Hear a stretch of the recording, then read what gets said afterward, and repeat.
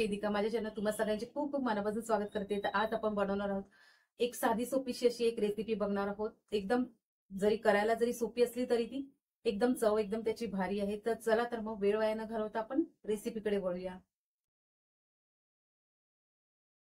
ही बघा पनीर हंडी बनवलेली आहे, मातीच्या भांड्यात बनवलेली आहे, खूपच छान अशी झालेली आहे। घरामध्ये जे साहित्य आपलं अवेलेबल असतं त्याच्यापासून आपण बनवलेली आहे। इथे पनीर हंडी बनवण्यासाठी मी हे कांदे घेतलेले आहेत, 2 मोठे कांदे घेतलेले आहेत एकदम बारीक चॉप करून। त्याच्यानंतर 2 छोटे टोमॅटो घेतलेले आहेत, ते पण एकदम चॉप केलेले आहेत। पनीर आहे इथे 350 ग्राम। त्यानंतर मी आलं लसूण आणि 4 ते 5 लसणीच्या पाकळ्या, मिरची 2 मिरच्या आहेत आणि 1 इंच आल्याचा तुकडा, याचा मी ठेचा करून घेतलेला आहे, कुटून घेतलेला आहे खलबत्त्यामध्ये।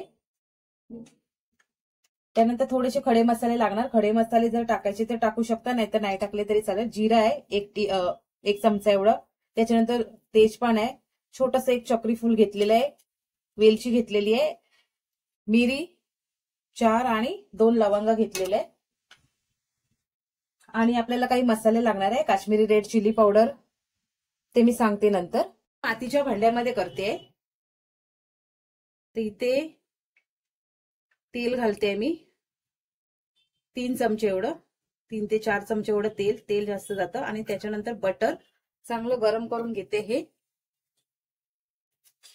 बटर टाकते त्याच्यामध्ये 1 चमचा एवढं।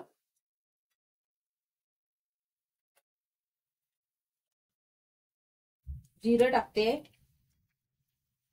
त्याच्यानंतर खडे मसाले जे होते ते सगळे ते टाकल्यानंतर थोडंसं गरम झाल्यानंतर आपल्याला टाकायचंय कांदा पण चांगला मी परतवून घेते व्यवस्थित, छान असा गुलाबी होईपर्यंत। कांदा छान असा परतून झालेला आहे, गुलाबी केलेला आहे। त्याच्यानंतर हा टोमॅटो टाकते चॉप केलेला, आलं लसूण पेस्ट पण टाकणार आहे आणि ती पण चांगली परतवून घेणार, सगळा कच्चे पण काढून टाकायचंय त्याचा।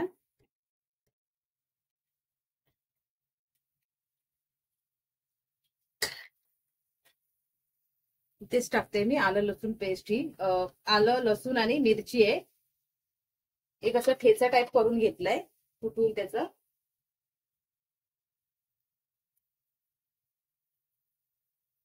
आता याच्यामध्ये थोडंसं मीठ टाकणार आहे, जेणेकरून हे जे सगळं आहे ना ते छान असं शिजेल।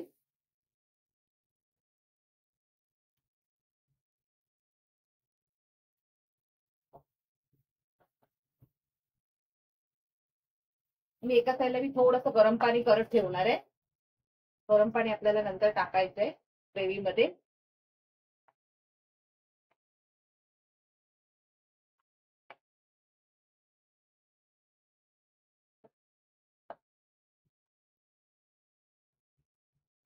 थोडंसं मीठ चवीनुसार आताच टाकते मी मीठ, नंतर नाही टाकणार, नंतर बघीन हवं असेल तर टाकीन। छान असं परतवून झालेलं आहे। आता इथे मी मसाले टाकते काही, इथे मी काश्मीरी रेड चिली पावडर घेतलेली आहे, 1 ते 1.5 चमचा आहे, 1.5 चमचा एवढी। त्याच्यानंतर किचन किंग मसाला आहे 1 चमचा, हळद आहे, धना जिरा पावडर आहे, गरम मसाला पण थोडासा हवा असेल तर टाकू शकतो तुम्ही, तू बघायचंय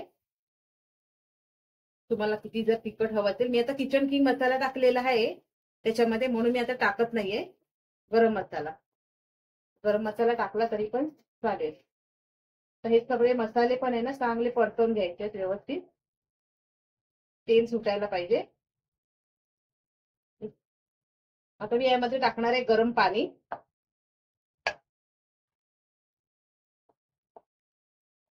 गरम पाणीच टाकायचंय यामध्ये,